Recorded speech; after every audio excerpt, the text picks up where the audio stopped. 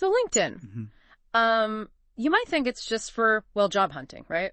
Or maybe showing off your career wins. That's the standard view, yeah. Polishing the resume, making connections for work. But what if it's actually like a powerful tool for adventure, for lifelong learning? And connection with purpose, especially, for people maybe in their later years or approaching them. Exactly. That's what we're digging into today. We're doing a deep dive into an article called Using LinkedIn as a Senior Traveler. Ah, right. From Roberta Hill's Wanderlust Over 70 blog. It's a really interesting piece. It really is. It gives this fascinating look at how she basically redefined LinkedIn for herself. Yeah, she's the seasoned professional. Her career wasn't, A to B at all. Not at all. And she turned LinkedIn from just a resume site into something dynamic for insights, purpose, even travel.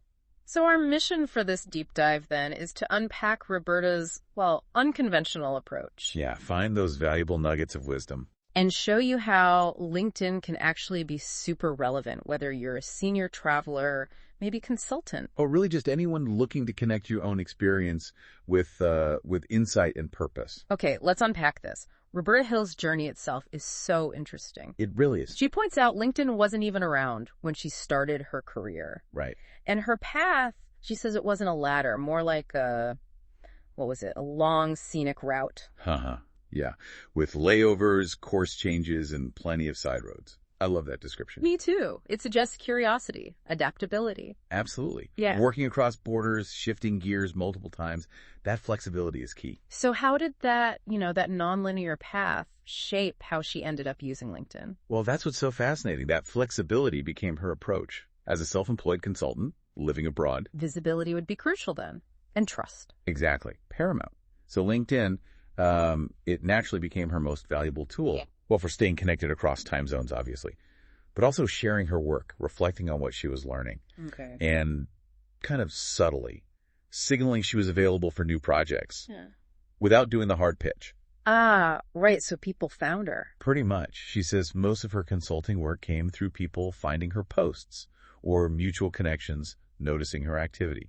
That's a really powerful idea. Shifting from chasing work to being discoverable. It is. But here's where it gets really interesting for me. She found it became even more valuable after she technically retired. Right. That's the twist. It wasn't just for the active career phase. So how did that work? How did she use it then? If you connect it to the bigger picture, she uses LinkedIn now to reflect on all that experience. Okay. To share what she's learned, connect with people who value that broader perspective, the bigger picture, as she puts it. So less about job titles, more about wisdom. Exactly. Reflections on travel, aging with adventure, building meaningful work later in life. It really challenges our assumptions about these platforms. It does.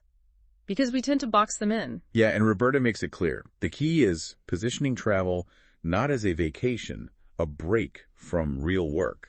But as part of the story. An extension of your professional and personal story. She's there to exchange ideas from a human perspective. Showing up with something thoughtful to offer, not just achievements. Precisely. And she's still adapting mentions. Her 2025 LinkedIn magazine will even cover using AI. Still learning. That's amazing, that commitment to staying current.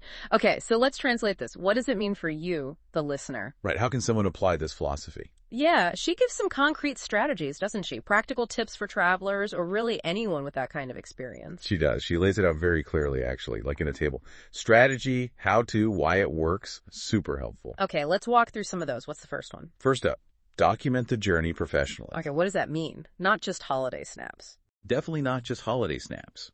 It means sharing updates with real insights, cultural observations, maybe lessons learned that apply to business or life.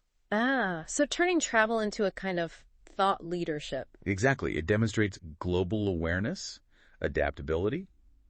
You're showing skills, not just scenery. That makes sense. Reframing it. What else? Next, create a niche content series. That's a regular feature. Yeah, maybe weekly reflections, something like what travel taught me about, insert topic, or notes from the road, from Paris, or wherever. Okay, why does that work? It builds your personal brand around that theme. Yeah. It encourages regular engagement because people start expecting it, following your story. Right, you build anticipation.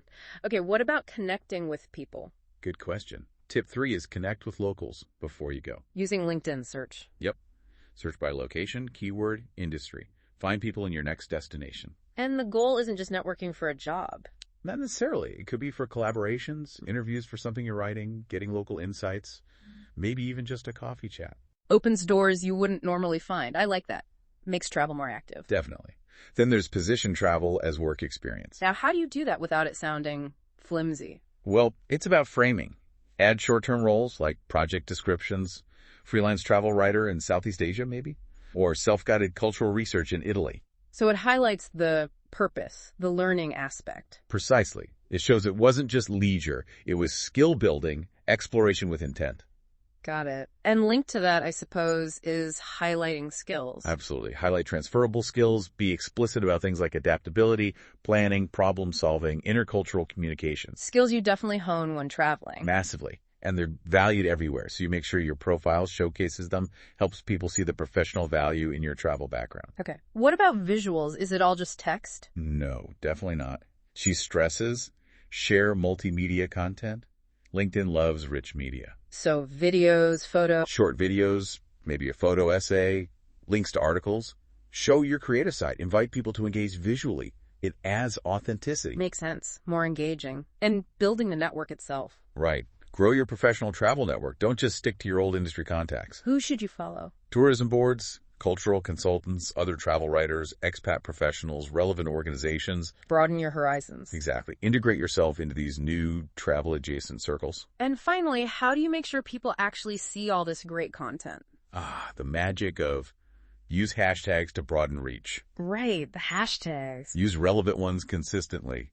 Things like hashtag solo travel, hashtag digital nomad, hashtag cultural insight, hashtag senior travel, maybe hashtag life lessons from the road. Whatever fits your muse. Exactly. It makes your posts discoverable, way beyond your immediate connections. Find your audience. It's really clear listening to this that for Roberta, LinkedIn isn't just a platform, it's a space. A space for exchange. Yeah. Exchanging ideas, connecting with people who value curiosity, growth, especially if you've taken a less conventional route. It's about showing up with something meaningful, like you said earlier, adding value, not just self-promoting. So wrapping this deep dive up, what we've really seen is how Roberta Hill just completely flipped the script on LinkedIn. Absolutely. For her own unique journey. Moved way beyond just job titles. To reflection, real connection, even, facilitating her travels. She's shown us that this platform, which can seem kind of rigid, Yeah, corporate almost. it can actually be incredibly versatile. Yeah. Especially for people with non-linear careers, senior travelers. Or really anyone wanting to connect deep life experience with ongoing contribution. It's a great testament to seeing tools, not just for what they're supposed to do. But for their potential, what else they could do. Exactly. Their untapped potential. Roberta really showed us how LinkedIn can be so much more than maybe its designers even intended. Which leaves us with a final thought, maybe for you listening. What other platforms or tools or even just routines in our lives might we be underestimating? That's a great question. How could we redefine their purpose to better serve our own unique journeys? Our learning, our adventures. Something to think about.